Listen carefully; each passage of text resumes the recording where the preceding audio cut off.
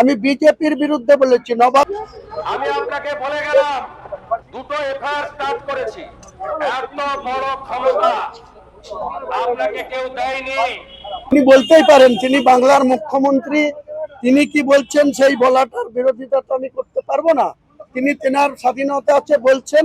আমি আমার রাজনীতির কর্মী হিসেবে আমার যে বাই ইলেকশন হবে সেখানে আমার প্রার্থীকে জিতাতে গিয়ে আমাকে কেউ ঢিল ছুড়লে আমি তাকে রসগোল্লা ছুড়ব না।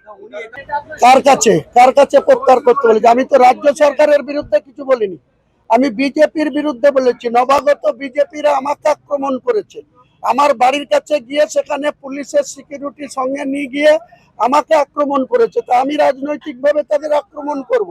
কার কাছে উনি ক্ষমা চাইতে বলছেন ক্লিয়ার বলুন।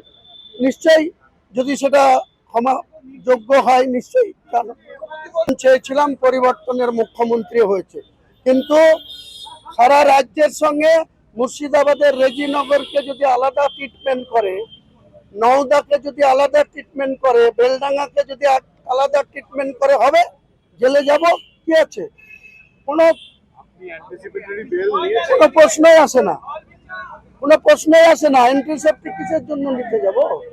অ্যান্টিসেপ্টিক নেওয়ার কি প্রয়োজন আছে? আমি আমার রাজনৈতিক কর্মসূচিতে আমাকে যেভাবে আক্রমণ করা হয়েছে তার পাল্টা আমি বিজেপি পার্টির লোকাল নেতৃত্বদের প্রতি বলেছি। আমি রাজ্যের শ্রমিক ভট্টাচার্যের বিরুদ্ধেও বলিনি, আমি শুভেন্দু বাবুর বিরুদ্ধেও বলিনি, আমি সুকান্ত বাবুদের বিরুদ্ধেও বলিনি। আমি সেখানকার লোকাল নবাগত বিজেপি যারা 2026 সালের 4 মে দুপুর পর্যন্ত যারা তৃণমূলের গুন্ডা ছিল, তারা আজকে বিজেপির পতাকা ধরেছে, তারা আমাকে আক্রমণ করেছে, আমি তাদের বিরুদ্ধে বলেছি, আগামী দিনেও বলবো। জেলের মধ্যে ঢুকালেও জেলের ভেতর থেকেও বলবো। আমি আশঙ্কা কিছুই করছি না, আপনারা বলছেন তাই বলছি। আমি কোনো আশঙ্কা করছি না, কোনো আশঙ্কা করছি না, এবং আমি এই সরকারকে কোনো চ্যালেঞ্জও করছি না।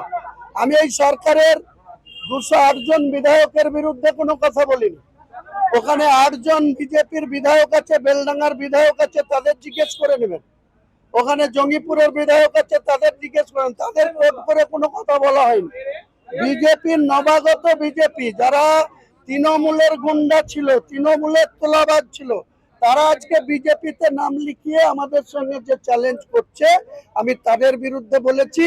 আগামী দিনে রেজিনগরের মাটিতে দাঁড়িয়ে তারা যদি আমাকে চ্যালেঞ্জ দেয়, আমি সেই চ্যালেঞ্জ নিশ্চয়ই অ্যাকসেপ্ট করব, রাজনৈতিকভাবে মোকাবেলা করব। আমার ছেলে হোক যে হোক, তার হয়ে আমি বলবো, ভোটে লড়বো। মুসলিম ভোট পোলারাইজ করতে হবে না।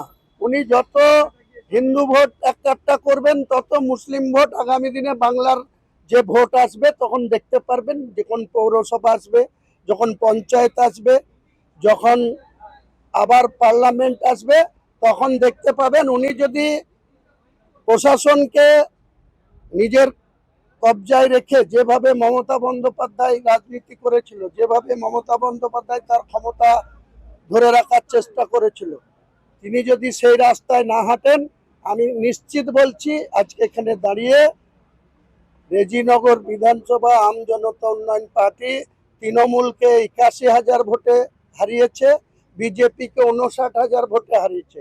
আগামী নির্বাচন ইলেকশন কমিশন যখনই করুক, আমি বলছি কোনো শক্তি নেই, যদি জবরদস্তি না করা হয়, প্রশাসন দিয়ে আমাদেরকে হ্যাকেল না করা হয়, রেজিনগরের মানুষ আগামী দিনে যে ভোটের মার্জিনে আমি জিতেছিলাম তার থেকে বেশি, তা কম না, সেই মার্জিনে আম জনতা উন্নয়ন পার্টির প্রার্থী।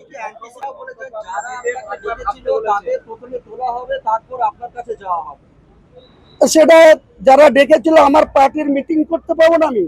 উনি যদি বাংলার মুখ্যমন্ত্রী হওয়ার পর বাংলার মানুষকে সুশাসন দেওয়া বাদ দিয়ে তিনি যদি আবার ক্ষমতার অপব্যবহার করেন, করবেন।